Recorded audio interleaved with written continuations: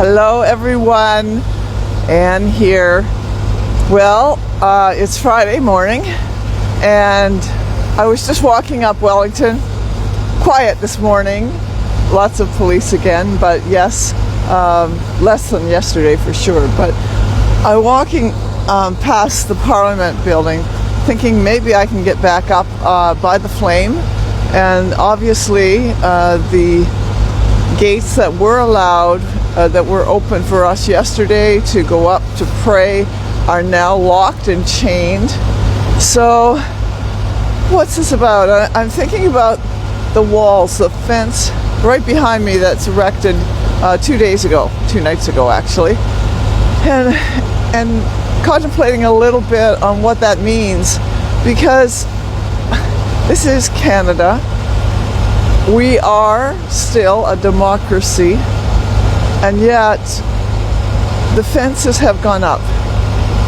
It feels so foreign to be here.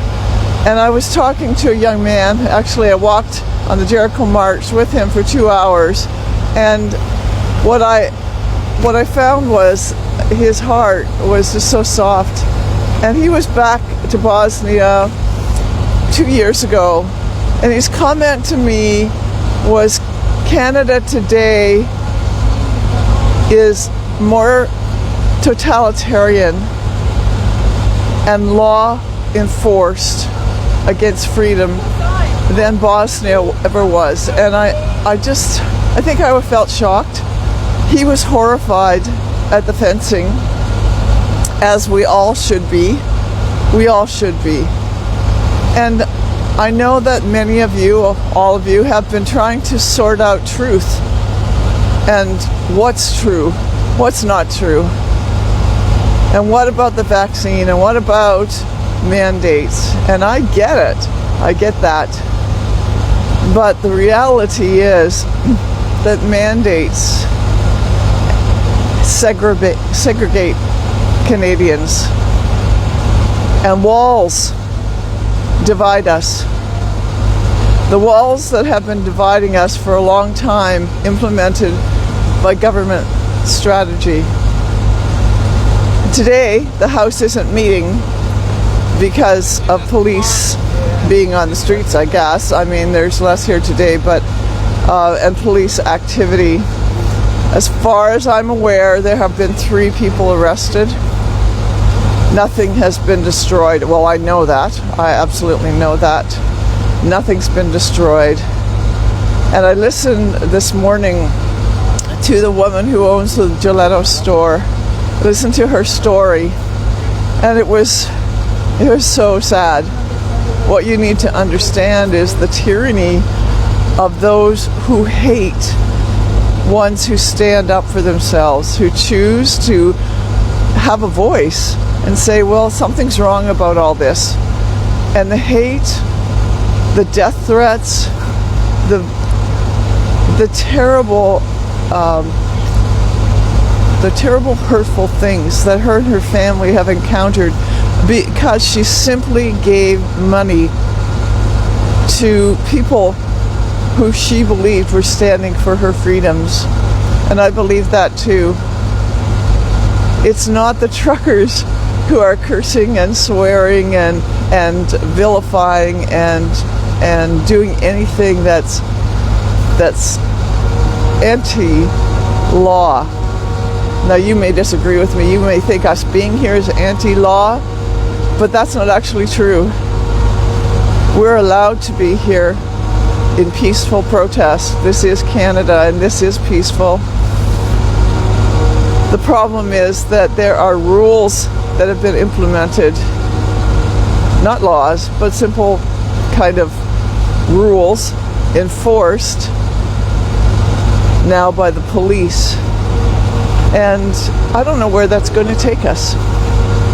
I don't know where it will end up in the future, but I do know this, that the truckers have woken up Canadians, and now there are many, many more searching for truth.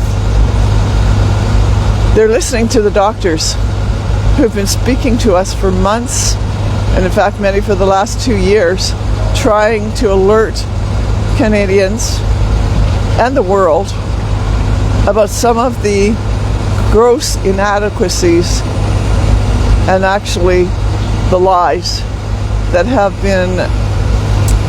been promoted by mainstream media and promoted by governments around the world.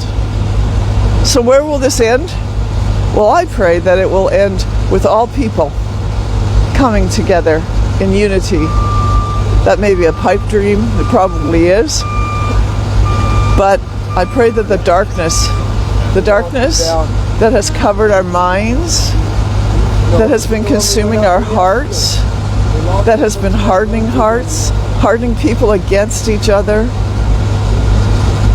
turning friend against friend, neighbor against neighbor, that would be dispelled by the truth. That's always been my desire. Dispel evil by the truth. Tell the truth. Never stop telling the truth.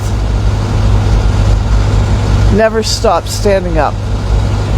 No matter the walls that are put here, which divide us from the very enforcers, if you want to say, that refuse to come and even have a conversation.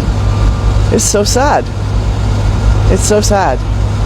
Our Prime Minister has not had one conversation with one trucker. How sad. What kind of leader does that?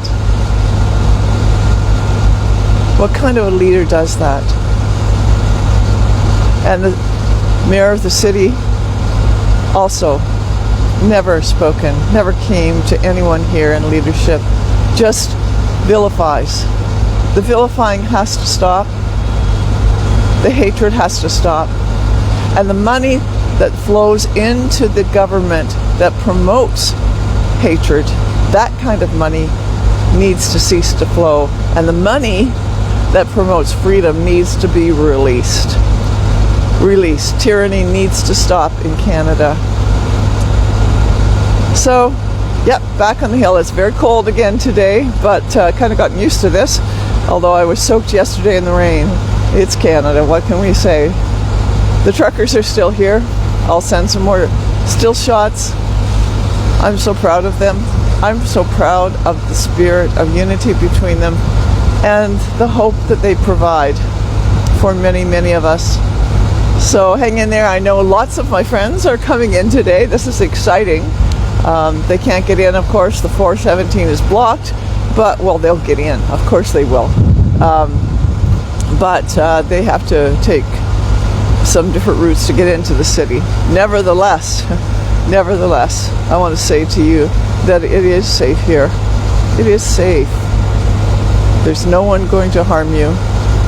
I figure, I don't know how police would ever arrest me, and if they did, well, so be it, but as somebody walking on the street supporting freedom,